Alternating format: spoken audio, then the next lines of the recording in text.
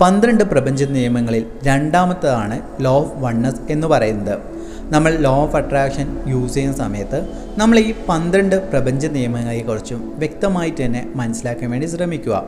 അതിനു മുൻപായി നമ്മുടെ വാട്സപ്പ് കമ്മ്യൂണിറ്റിയിൽ നിങ്ങൾ ഇതുവരെ ജോയിൻ ചെയ്തിട്ടില്ലെങ്കിൽ ഡിസ്ക്രിപ്ഷൻ ബോക്സിലും കമൻറ്റ് ബോക്സിലും നിങ്ങൾക്ക് ലിങ്ക് കാണാൻ സാധിക്കുന്നതാണ്. അതിൽ ജോയിൻ ചെയ്യുക. ഇതുമായിട്ട് ബന്ധപ്പെട്ട എന്ത് സംശയങ്ങളും നിങ്ങൾക്ക് ചോദിക്കാൻ സാധിക്കുന്നതാണ്. ഇനി ലോ ഓഫ് വൺനെസ് എന്ന് പറയുന്നത് എന്താണ്?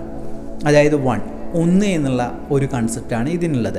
എന്നാൽ നമ്മളെല്ലാവരും ഒന്നാണോ?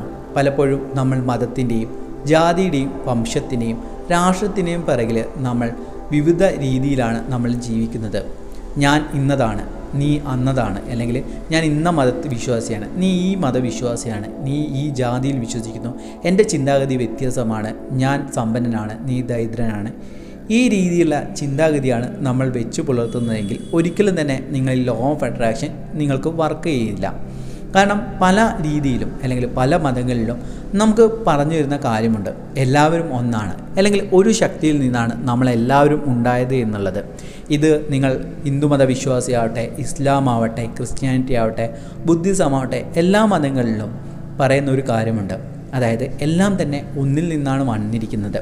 ഇതിനെ അദ്വൈത ദർശനം എന്നും പറയാം. അതായത് എല്ലാത്തിലും കിടക്കുന്നത് ഒരേ ചൈതന്യമാണ്. അതേപോലെ തന്നെയാണ് ഞാനെന്ന് പറയുന്ന വ്യക്തിയാവട്ടെ, നിങ്ങളെന്ന് പറയുന്ന വ്യക്തിയാവട്ടെ, അതിലെല്ലാം തന്നെ അടങ്ങിയിരിക്കുന്നത് അല്ലെങ്കിൽ ഉള്ളിൽ കിടക്കുന്നത് നമ്മളെല്ലാവരും ഒന്ന് എന്നുള്ള ഒരു ആത്മീയമായിട്ടുള്ള ഒരു ബോധമാണ്. ഈ ഒരു ബോധമില്ലെങ്കിൽ നമുക്ക് നമ്മളെ സഹജീവികളോട് നമുക്കൊരിക്കലും കരുണയും വാത്സല്യവും സ്നേഹവും വരില്ല. എപ്പോഴും നമ്മൾ അഹങ്കാരം വർദ്ധിക്കുകയാണ് ചെയ്യുക. ഇന്ന് ലോകത്തിൽ എപ്പോഴും മതത്തിൻ്റെ പേരിൽ, ജാതിയുടെ പേരിൽ, രാഷ്ട്രത്തിൻ്റെ പേരിൽ യുദ്ധവും കൊലകളും എല്ലാം നടക്കുന്നില്ലേ? കാരണം ഇതെല്ലാവരും ചിന്തിക്കുന്നത് ഞാൻ ഇന്നതാണ് എന്നുള്ളതാണ്.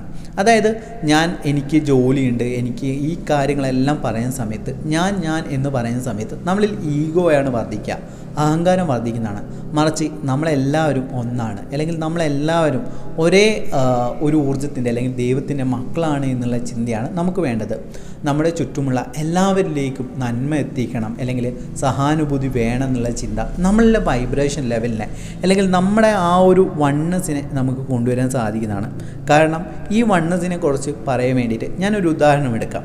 നിങ്ങൾ ഈ ലോകത്ത് കാണുന്ന ഏതൊരു വസ്തുക്കളെടുക്കും, മനുഷ്യരാവട്ടെ, മൃഗങ്ങളാവട്ടെ, വസ്തുക്കളാവട്ടെ, അതിൻ്റെ സൂക്ഷ്മതലത്തിലേക്ക് പോകുന്ന സമയത്ത് നമുക്ക് എന്താണ് കാണാൻ പറ്റുക? നമുക്ക് ആറ്റംസ് കാണാൻ പറ്റും, അല്ലേ? ആറ്റംസ് പിളർന്നു കഴിഞ്ഞാൽ പ്രോട്ടോൺ, ന്യൂട്രോൺ, ന്യൂക്ലിയസ് എന്നുള്ള രീതിയിൽ നിങ്ങൾക്ക് അതിൻ്റെ സൂക്ഷ്മതലത്തിലുള്ള കാര്യങ്ങൾ കാണാൻ സാധിക്കും. ഇത് ഏത് തന്മാത്ര എടുക്കട്ടെ, ഏത് വസ്തുവിലാവട്ടെ, എല്ലാത്തിലും നിങ്ങൾക്ക് ഈ വൺനെസ്, ഏകത്വം കാണാൻ സാധിക്കും. ആ ഏകത്വം നിങ്ങൾ ബോധപൂർവ്വം എല്ലാത്തിലും കൊണ്ടുവരിക എന്നുള്ളതാണ് ചെയ്യേണ്ടത്. അതായത് വേദന അനുഭവിക്കുന്ന വ്യക്തികളെ കാണുന്ന സമയത്ത് നമ്മളത് ഫീൽ ചെയ്യുക. അതായത് ആ വ്യക്തിയെ സഹായിക്കണം, അല്ലെങ്കിൽ ആ വ്യക്തിയും എൻ്റെ ഭാഗം തന്നെയാണ്. ഈ സമൂഹത്തെ ഉയർത്തിക്കൊണ്ടുവരണം, ഈ നാടിനെ ഉയർത്തിക്കൊണ്ടുവരണം, എൻ്റെ ചുറ്റുമുള്ള എല്ലാ ജീവജാലങ്ങൾക്കും നല്ലത് വഹിക്കണം, അല്ലെങ്കിൽ നല്ല ജീവിതം വേണം എന്നുള്ള ചിന്താഗതിയാണ് നമുക്ക് വെച്ച് പുലർത്തേണ്ടത്. ഇതാണ് ലോ ഓഫ് വൺനെസ് എന്ന് പറയുന്നത്. നമ്മൾ ഈ പ്രപഞ്ചവുമായിട്ട് വേറിട്ട് നിൽക്കുന്ന ജീവിയല്ല, അല്ലെങ്കിൽ വസ്തുവല്ല, ഊർജ്ജമല്ല, മറിച്ച് ഈ പ്രപഞ്ചത്തിൻ്റെ ഭാഗമാണ് ഞാൻ എന്നുള്ള ചിന്തയാണ് നമുക്ക് വേണ്ടത്.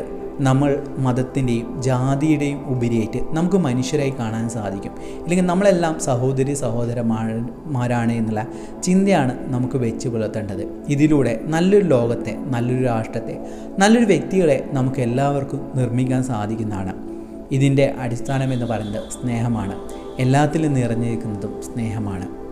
Thank you so much.